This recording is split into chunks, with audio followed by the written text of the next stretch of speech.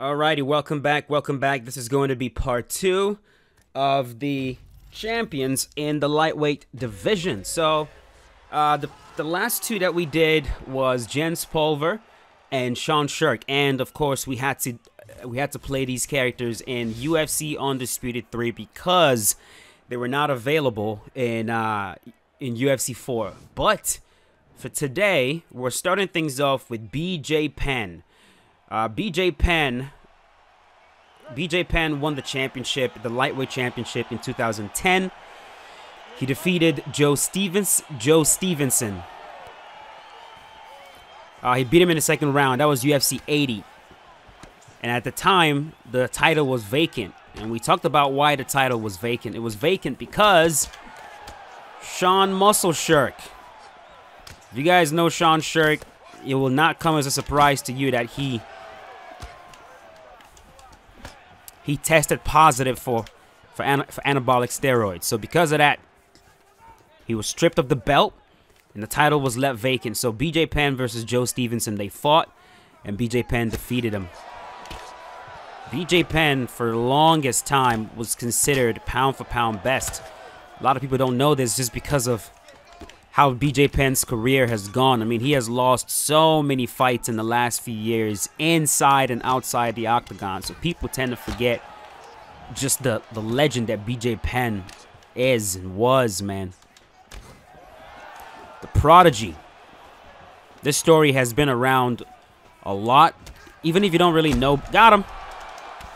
Even if you don't really know BJ Penn, you've at least heard this at least once about how BJ Penn won the Mundials after just 3 years of doing Brazilian Jiu-Jitsu. But, of course, that doesn't talk about, I mean, it's beside the point that he's very talented, but he lived, breathed, and ate Jiu-Jitsu for that 3 years, man.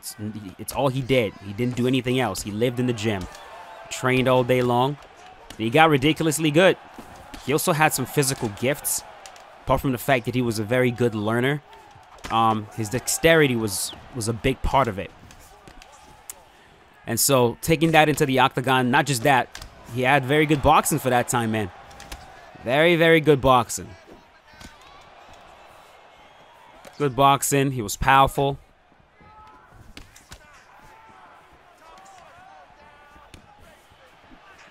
So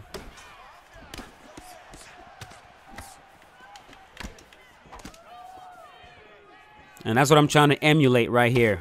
Trying to use some of that boxing.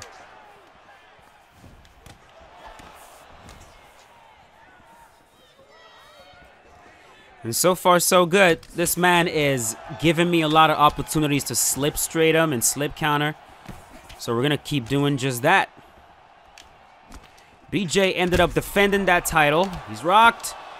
BJ defended that title 3 times. Once against Sean Sherk, against Kenny Florian, and then against Diego Sanchez. Before, and that's it.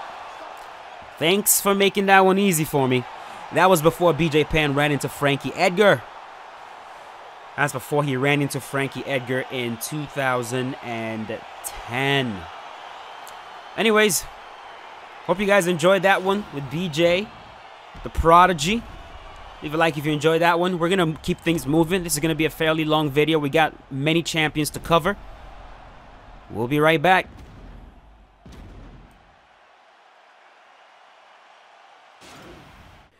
So there's a very good chance that this is going to actually be a 3-part video for the lightweight division because, man, we got a lot of champions. We really do. But right now, we're using Frankie the Answer Edgar.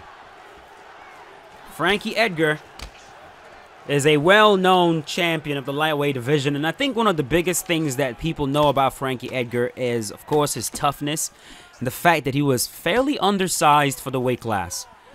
Frankie Edgar defeated BJ Penn by unanimous decision. That was UFC 112.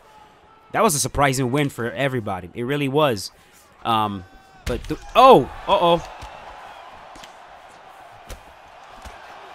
Of course, like, we all knew how good Frankie Edgar was, but this is BJ Penn we're talking about. Like, nobody expected that, especially the way Frankie did it.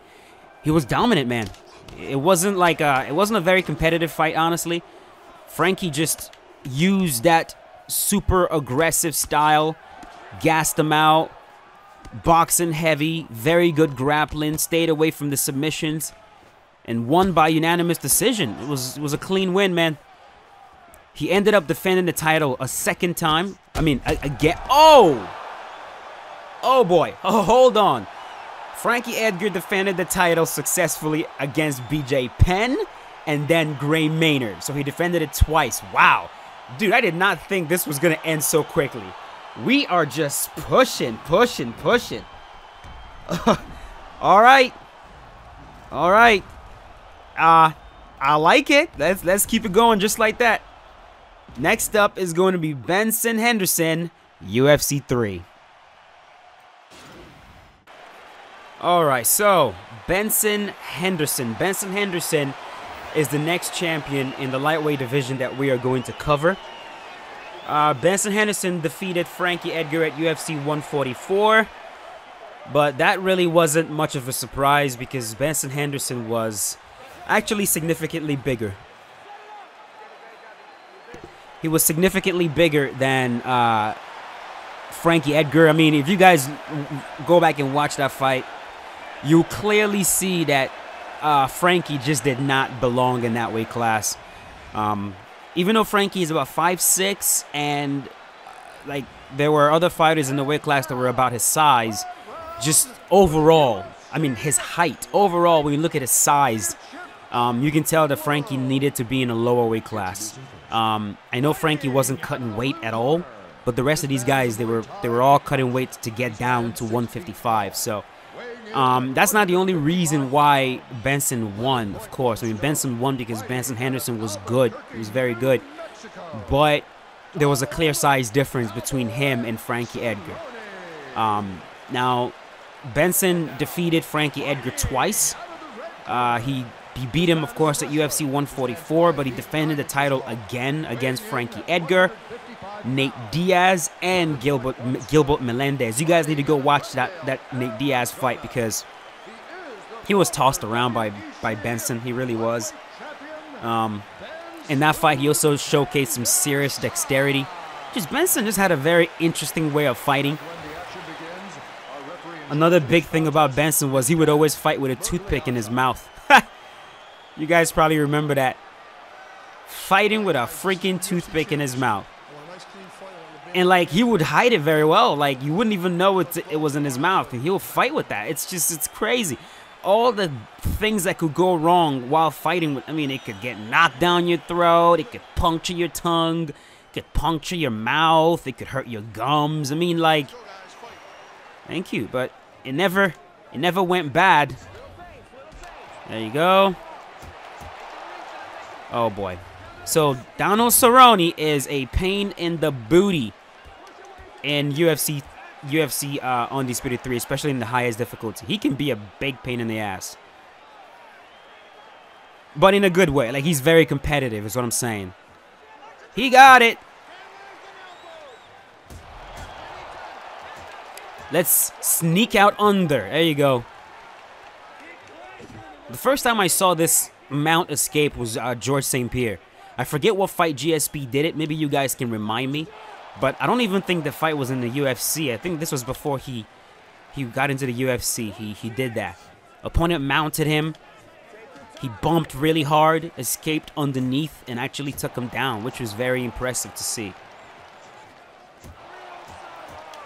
Now, if you guys look at if you guys look at Benson Henderson in this game, you'll notice he has a unique jab. He's got unique sways, like head movement. He has some unique attacks. And right here, I'm just trying to make sure that, like, I keep myself safe from this charging cowboy because he got it. Because Donald Cerrone in this game, he will push you backwards. Oh boy. Let's take him down. Oh! We'll do it again. No! Wow. Yo, Cowboy is not messing around, boys.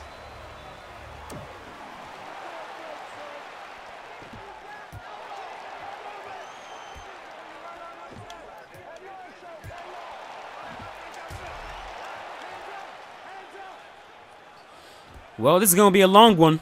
This is going to be a long, long fight.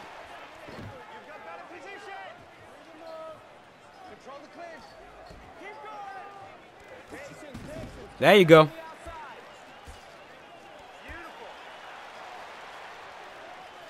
Keeps going back to that rubber guard.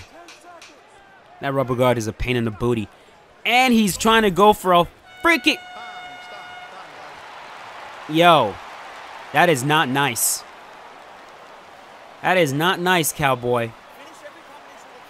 Pretty much, we don't want to be in his guard. It's just what it means. Don't want to be in cowboy's guard. Every single opportunity we get, we're going to try to exit the guard and do work somewhere else.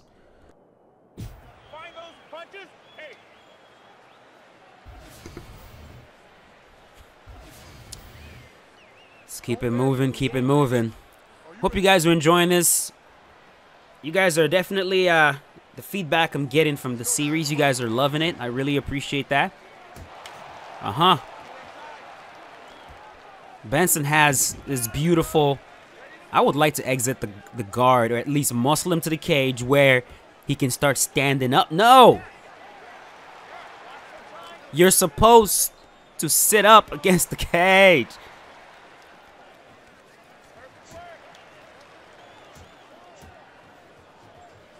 Alright, escape through the back door.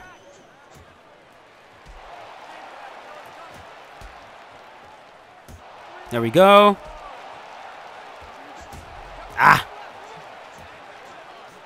He does a very good job of, like, slipping that jab that I keep throwing at him.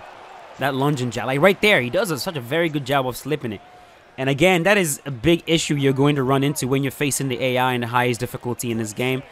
Like... I would say it's only an issue because... Oh, we just landed a few combos right there. I'd only say it's an issue just because they... Like, it's almost like you're fighting something from the Matrix. It's unrealistic in that sense. Head kick! Oh, here we go. Pound him out. Pound him out. Good.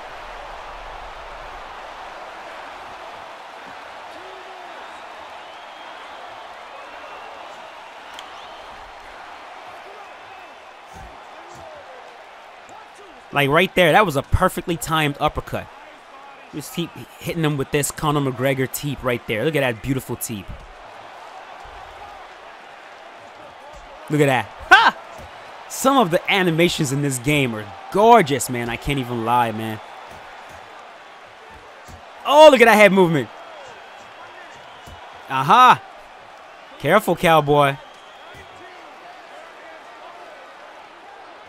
He caught it. Get up!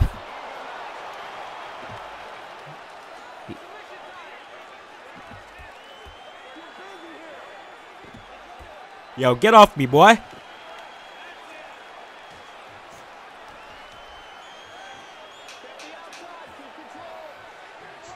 Yes, got him.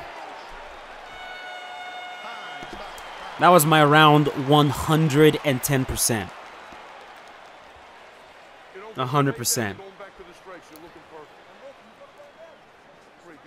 I don't think it's gonna take too long now before we're able to get him out of there. At least that's my hope. So we're just gonna keep it moving, keep doing exactly what we're doing. Hopefully we get him out of there soon. I want 4s and 5s with the punches now, all right? We can't hold back now. 4s and 5s with the punches. He wants him to start. He wants him to start throwing freaking uppercuts. Ha! Start throwing uppercuts, sir.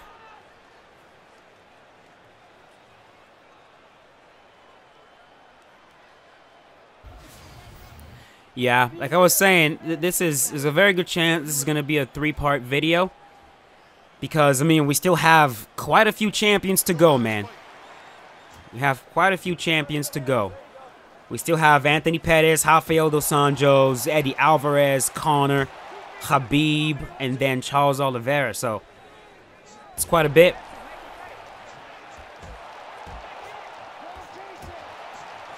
Ooh! Ooh! Ooh! Ooh! Look at all the head movement. You can get the AI to start throwing at you because as you're moving the head, they're going to just try to follow everywhere you go. When you sway back, they try to hurt your body. When you lean to the left, they try to throw a left hook at you. They basically try to follow you wherever your head goes. It's very computer-like. Got him! Head kick.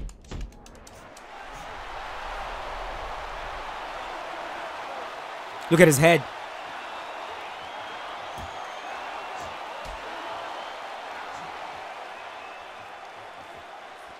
Catch that. Okay. I will get you, cowboy. Yes. Beautiful. Beautiful. I love fighters with that long straight. That animation, it's a very powerful strike. And you can use it to punish anytime they whiff. When they throw a strike like that and they whiff, you can use that to punish really, really hard. I personally really, really enjoy it. Whiffs that. Long. Boom. Sit him down. Absolutely disgusting. And with this game, sometimes all you need to do is just move out the way just a bit. Just a bit. And you're good to go. Okay. That will do it. That will do it for Benson Henderson. Next, we're going to move on to Anthony Showtime Pettis. Pettis has done a number on Benson Henderson, man. He's made that man cry once. I believe he made him cry again. It's just... Pettis was the one guy that Benson was never quite able to beat, you know? He was never quite able to get him. They had this little rivalry going, but just never worked out. Anyways, hope you guys enjoyed that one. Leave a like if you did. And let's move on to the next.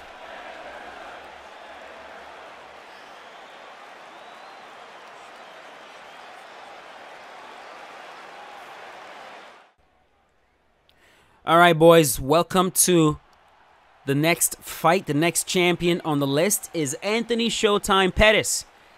Anthony Pettis defeated Benson Henderson by submission at UFC 164. It was one of those submissions that, like, none of us really knew what the hell happened. I believe it was a pro Benson Henderson crowd, if I remember that fight correctly. Benson definitely knew that he wasn't going to be able to stand with Showtime because they had fought before. They had fought once in the WEC, and that's when Showtime threw the famous Showtime kick, that off the cage kick. That's where he threw the fight. He threw the kick. He beat Benson in that fight by unanimous decision. I remember that fight really hurt, man. It hurt Benson Henderson really bad. He was crying at the press conference, and so he really wanted to get this one back, especially as champion. You know, to defend your belt against the guy that beat you in the past. That would have been great, but it didn't quite work out, man. Anthony Pettis has a very underrated submission game. I mean, he's one of the few guys that has actually submitted Charles Oliveira in the octagon. So Benson took him down. Pettis transitioned into a beautiful armbar. Really, really nice armbar. Benson tapped. Pettis got up. The whole entire arena was quiet. Like, what happened? What the hell happened? It wasn't until Pettis went, woo! That, like, everybody was like, oh, shit. He beat him. And that was in round one. He beat him in round one. Back up, boy. This Charles is definitely trying to fight me like Charles Oliveira. He's trying to pressure, which is good.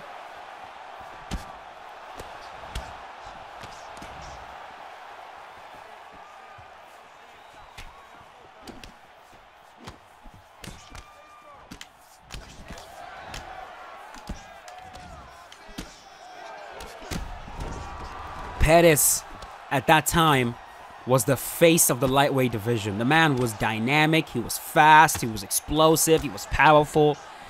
He had a lot of weapons. Not only was he a very good striker, at the time, considered to be one of the best strikers in the UFC, honestly.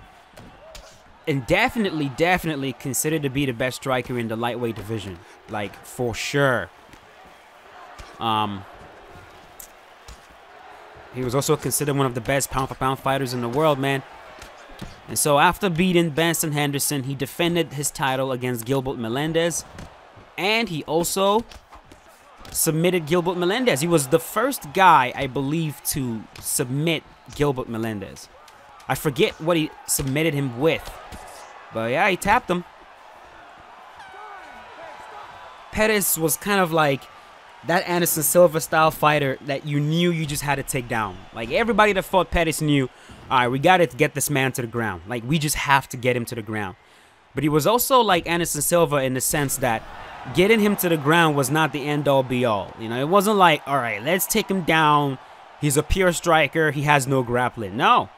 You take down Pettis, now you got to deal with his ridiculous guard game. He was a very active fighter in the guard. Very active guard. Threw up submissions over and over again.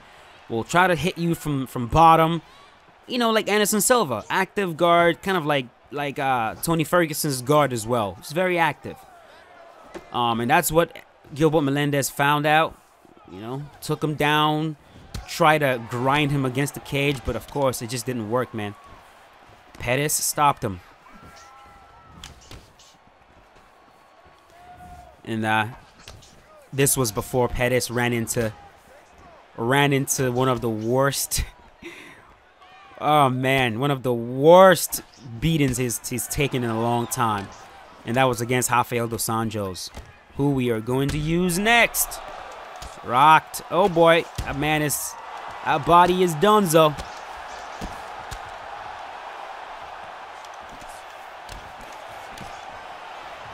Another one.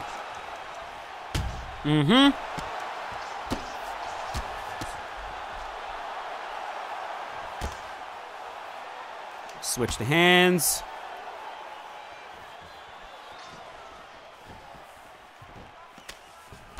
That switch kick is right there again.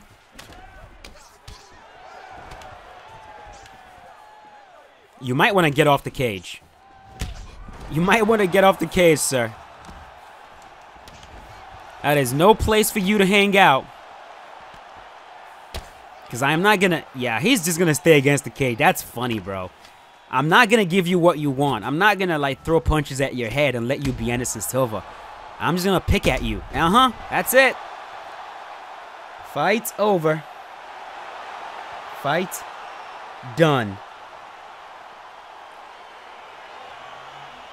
Whew. This is going to be good. This is going to be good. All right. I think we're going to do one more. Rafael Dos Santos. And then we are going to call it a day for this particular video. So, Rafael Dos Santos coming right up, boys.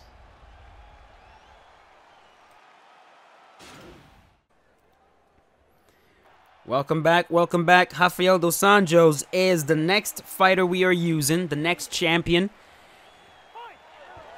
And this is a good matchup. Dos Santos also fought Nate Diaz, completely brutalized him.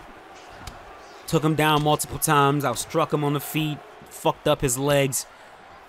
But we gotta talk about that fight, man. Dos Santos versus Anthony Pettis. That was UFC 185.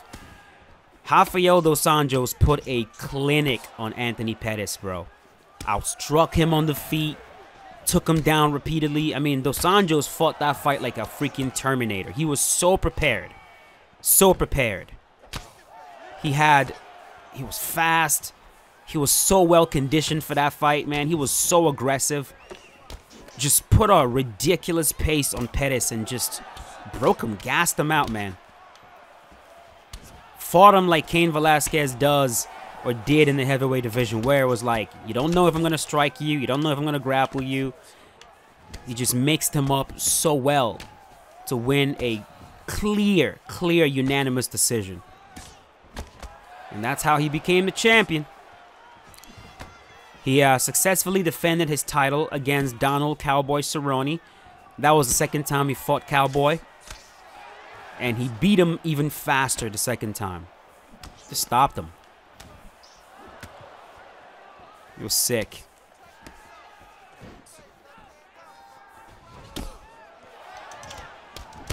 Rocked. Dos Santos was on point, man. He was on point. This is around the time they started talking about Dos Santos versus Conor McGregor, you know?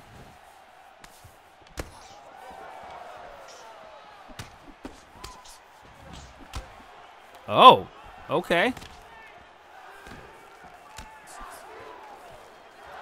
Brazil. Brazil.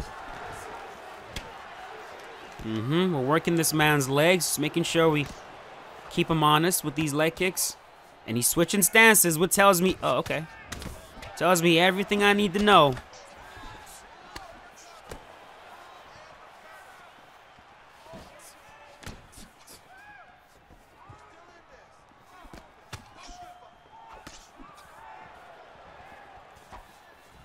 Leg kick.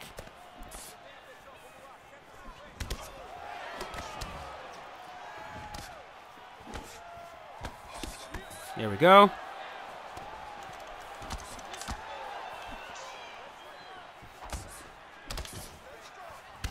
Leg kick.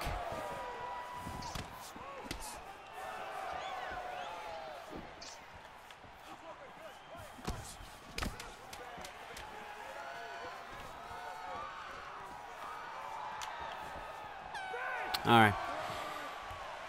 Very good round.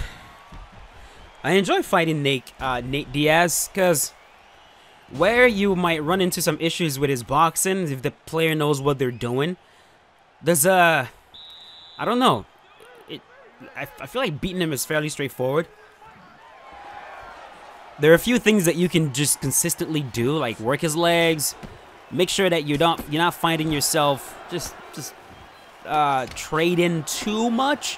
Like you can, but like when he starts doing that, you know, when he starts letting the combos go, respect it, take a step back, let the long noodle arms fall and whiff or land on your block, look for opportunities to slip counter, and you can get him out of there.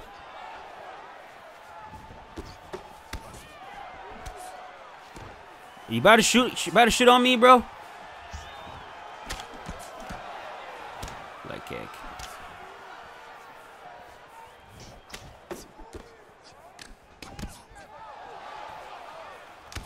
That leg is going to feel it, bro. Get out of there. Get out of there. Get out of there. Get out of that clinch. Okay. Trying to ankle pick me.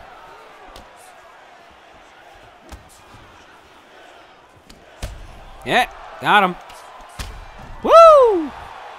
There's that combo that we keep going for. That body. That hook to the body and hook to the head.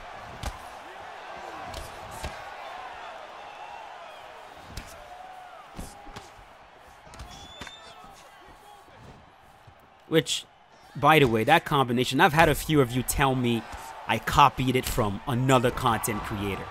That's the most hilarious shit I ever heard. You mean the combination that I showcased on the ESFL against said content creator? This combo right here, I copied that combo. Oh boy. That's funny, man. It's hilarious how like people show up and say the craziest shit, man. Anyways, we are going to end it right here for this video. Hope you guys enjoyed it. If you did, go right ahead and leave a like that. Hook to the body, hook to the head. I'm gonna see if I can get more of that combination to end fights. Keep score, keep count of how many times I end a fight with that combo. Boom, boom. All right, that's it. If you enjoyed the video, leave a like. Really appreciate all the support. And I will see you guys later with a brand new one. As always, stay safe. Peace out. Have a good one, boys. Ladies and gentlemen, referee Eve Leving has called a stop to this contest at 3 minutes, 11 seconds of round number 2. Declaring the winner by